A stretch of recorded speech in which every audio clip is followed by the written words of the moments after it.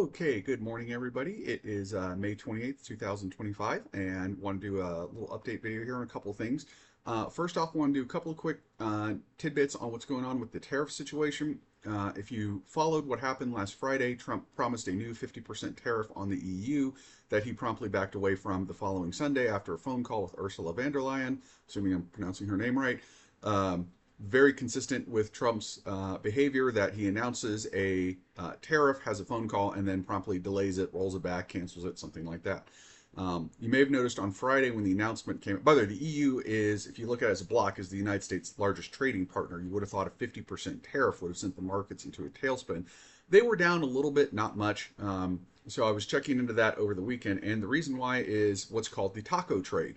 The markets have noticed Trump's tendency to cancel, delay, or repeal his tariffs very quickly. And so the taco term stands for Trump always chickens out. Now, by and large, the political punditry does not seem to have noticed this too much. They kind of hang on his every word and treat every tweet he makes as if it's kind of gospel, which I find very bizarre. Including very left-leaning news outlets, which, other than Fox, pretty much all of them. But it's very surprising to me how many Democrats really use Trump as a news source, which I just find fascinating. Like a reliable news source.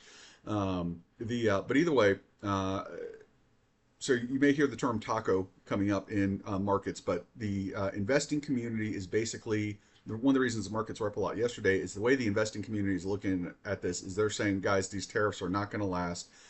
He's not going to put the Liberation Day numbers back into place. He has no stomach for this. We will have increased tariffs, but nothing to the scale that we were hearing back in early April. So that's the taco trade. Will that turn out to be true? So far, all the evidence indicates that yes, it will. Now, Trump is extremely erratic and unpredictable, so it's hard to say, but he has had a very consistent pattern over these past few months, really since February, of doing this. Big tariffs and then again delayed, paused, rolled back, something like that. Exemptions. So I would say that the balance of evidence is very much in favor of the taco trade. The second thing to know about tariffs is what's called the first sale rule. I talked in one of my earlier videos about is the U.S. headed for, about supply chain shortages, about mitigation. What would American importers do to try to mitigate the impacts of tariffs? And I mentioned a couple of things like transshipping and stuff like that. One of them that I did not know of that apparently has started being used is what's called the first sale rule. First price rule. The idea that the very first price paid for something, so when it's when it is purchased directly from the manufacturer, that is usually the very lowest price. So, for instance, I'm an American importer. I import widgets, and the company I buy them from is Chinese Widget Corporation in Shanghai. And then let's say that the Chinese Widget Corporation buys them from, Acme Widget Manufacturing in, Shandong Province in China or something. I'm completely making all of this up, by the way, but just as an example. I would pay a tariff based on the price that the factory originally sold it at, which is usually the very lowest price. The price that I bought them from the wholesaler is a higher price than what the wholesaler paid when they bought them from the factory. So I get to base my tariff on what the factory sold them for, which is the lowest price. And apparently this is something that's really not been used very much for the last few decades because honestly, tariffs were just so low, no one really cared. But now that companies are going through all the rule books trying to find any loophole they can, they have found this one. It's not really a loophole, it's a rule. And they're using it. Based on the data we have so far for May, the effective average tariff, weighted average tariff is around 6.5% right now. So far, the American importers have found enough ways to get around these rules that they are bringing in product for less than the 10% baseline tariff, which is outstanding. Apparently, there's other things you can do with bonded warehouses and duty-free zones and stuff. I haven't quite figured out exactly how all that works yet. I'll try to do a video on that in the future.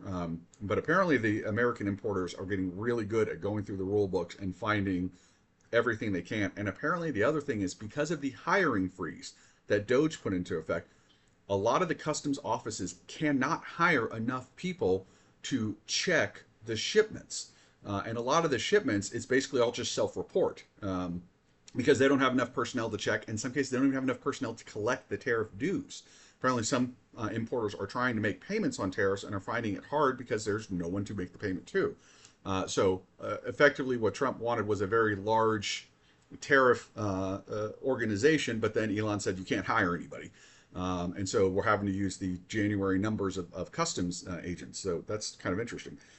Next thing I wanted to move along to is Michelle Obama.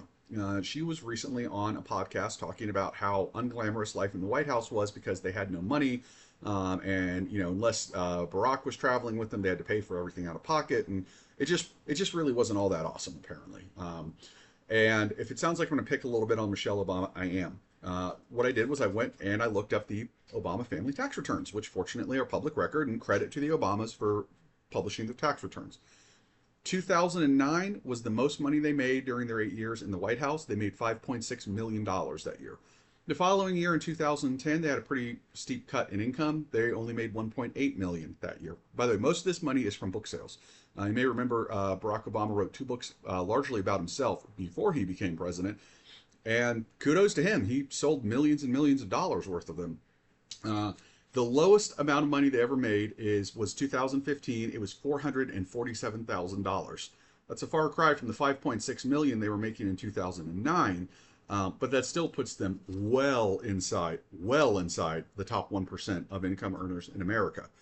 So you may be wondering, okay, Dem's fine. You're picking on Michelle here a little bit. Why? What's the point? So what? She said, "Woe is me," when they were making millions of dollars during their time in the White House, and certainly probably in the top 1/2 of 1% of all income earners in the United States. So why do this? The point of it is that you may have noticed a theme of my videos is pointing out where political narratives are simply false, and in fact oftentimes are counterfactual. The idea that the Obamas were somehow financially struggling, if they were, it was their own money mismanagement. Michelle, by the way, is pretty smart. She was an administrator. I doubt I would assume she is very good with money. The point, though, is that it is, in left-wing politics, you cannot get it there and say, look how rich and successful I am. You can do that in MAGA. You can't do that on the left. You have to kind of say, poor me. And so she's doing that. It is a correct political move. That is what will garner her attention and sympathy from the base. It is also false.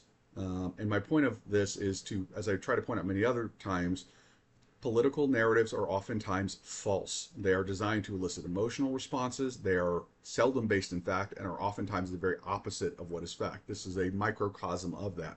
So that's why I wanted to point this out. By the way, they currently own a 9-bedroom house in Martha's Vineyard. I would love one day to be so rich that I could look back on the days when I was making 450 grand a year and just say how poor we were back then. That would be awesome. I doubt I'll ever get there, but it would be awesome. But either way, I hope everyone's enjoyed the video. If you liked it, please be sure to hit subscribe and hit the bell notification so you know when new ones come out. And by all means, leave comments in the comments section. And if you think I'm wrong about something, please say so. I do not believe in echo chambers. Please always feel free to disagree with me. Thank you, and I hope everyone has a good day.